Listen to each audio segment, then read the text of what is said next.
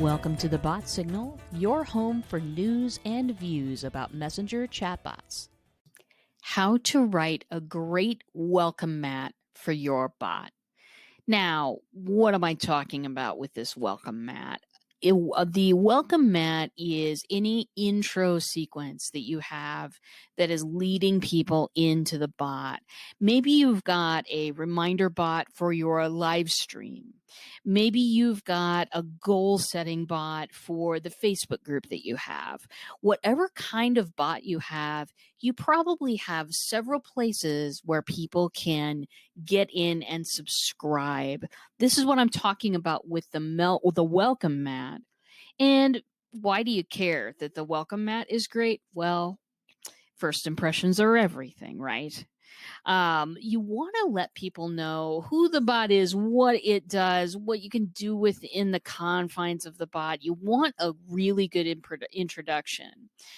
Some people have already been exposed to messenger bots, but you've got to remember that a lot of your crowd may never have seen one of these at all. So important to make a good first impression for you and for your brand. And I've got 6 tools coming up that will show you how. Okay, first tool right here. Who is your bot? What personality does it have? Listen, you don't want to be one of those bots that people are thinking is actually talking to a human, because that really, when they figure out they're not talking to a human, it pretty much dashes their expectations. You've ruined the chance at a connection there. So you want to explain right off that this is a chatbot. It's not a person. This chatbot has a name and hopefully a photo as well, a little image. And honestly, the image that goes with your bot, a lot of people think, oh, it has to be a robot. How am I going to get a picture of a robot? I can't draw, all of those things. Listen, the photo image of the personality of my chatbot, its name is Spinning Dragon. It's a little ninja in a little zip up blue ninja suit. It is the cutest little thing you've ever seen. And the photo, the image that goes with my bot is not a robot at all. You do not have to use a robot. You can totally design one if you wish, but that is optional. Use whatever character you want and you feel that represents your brand, but give it a name, give it a little personality, and tell people it's a chatbot. You won't be sorry. Tool number 2, what does your bot do? Now, if you're like me, probably many, many things, but what I'm asking here is for a 5-word value proposition for the main, most important thing that your bot does. Why 5 words? You want to communicate value in a real simple way, and you want to do it quickly. Most people are tuned into the WIIFM. What's in it for me? Those are the station call letters, and they want to know. They want to know upfront. I've found great results from putting the value proposition, making it start with a verb, putting it right up front. For instance, Black Belt Bot. The Spinning Dragon is the Black Belt Bot, and she will tell you that she is here to help teach you more about messenger bots. Main verb there is teach. Now, there are about 10 other things you can do inside my chatbot, but I wanted to put that main value proposition first. And then I do follow up with, there are other things you can do with this bot. You know, you can subscribe to my live shows. You can do this, you can do this. You can take a little free mini course if you want to. All of that's in there. But I want you to go ahead and put that main value proposition, put it first. If you end up with 7 words, okay, but aim for 5, and that will absolutely treat you well. It will let people know up front what your bot's all about. Listen, if people read that main value proposition, they go, not for me, then unsubscription is a gift. When people choose to unsubscribe, that means that that's one less person to focus your energy on. You're only going to be focusing on the people who want to have a conversation about what your main value proposition is. So make it short and sweet. Put it right up front there. Put the long explanation afterwards if you want to. And that will lead us to our very next point. Now, this tool is a little bit optional. Maybe at first you won't have enough content in your bot to make this happen. But think about this, incubate this idea as you're building your bot.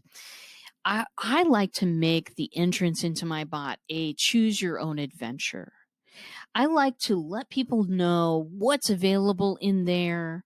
And I like to give them a little pathway to go down that they can then kind of choose. Do they want more information about this? Do they want to subscribe to some live streams? Do they want to join my community? I want to be able to kind of give them some options as to how they want to interact with the bot. You may not have enough content at first, but what this does is it just gives people, this is the first marketing tool that I've ever run across that allows people to choose their own adventures. Yes, email, you can choose to be on this list, but off this list. And that's really complicated though, isn't it? I like to provide a little choose your own adventure. So here's an example. In my bot, you can subscribe to live streams. You can take the 7-day free mini course on bots. If you're just starting out, you can join my community. You can also connect with me, which I'll talk about on another show, having ways for people to connect with you that are ever present. Persistent is a good word for that as well. But there's a lot of things that you can do. So in the beginning, when people are subscribing, whether they're subscribing through a comment tool or they're subscribing through just sending me a message on Facebook or sending my Facebook page a message on Facebook, whatever the subscription, I like to present them with a choice about what kind of information they want to receive and what road they want to go down. It's really important. Giving people a sense of choice makes this much more, it makes it seem like not a marketing tool at all. It makes it seem much more like an education tool and a connection tool. I'd rather not market. I have had a business for a while now. I've done all my own marketing this entire time, and I would like to hang my marketing hat up. I'd like to educate. I'd like to connect. I'd like to give people some value. And if they get something out of that and they feel they want my expertise, fantastic. We can talk about it. But I'd rather not market anymore. And this choose your own adventure style of bot makes that possible. These last 3 tools are also things you want to include. Give them an opportunity to ask you a question. Ask an open-ended question that you can come back to later. This will give people value immediately inside your bot, which is exactly what you want. Give them an opportunity to ask a question if you possibly can. Also, follow up with that GDPR consent. You never know who could be a citizen of the EU. Let's just give that sort of respect to everybody. Ask them if you have consent to use their publicly available information just inside the bot. Also, give them an opportunity to unsubscribe. If you ever want to stop getting these messages, just hit stop. It is vital to provide people choices and opportunities to go their own way in your bot. Thanks for listening today. You can find full episodes of The Bot Signal on your favorite podcast player.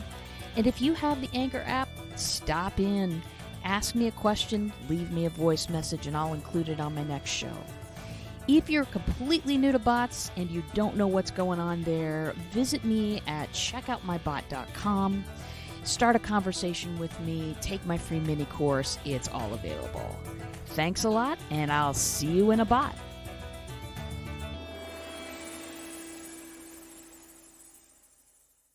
The podcast you just heard was published with Anchor. Got something you want to say to the creator of this show? Send them a voice message using the Anchor app, free for iOS and Android.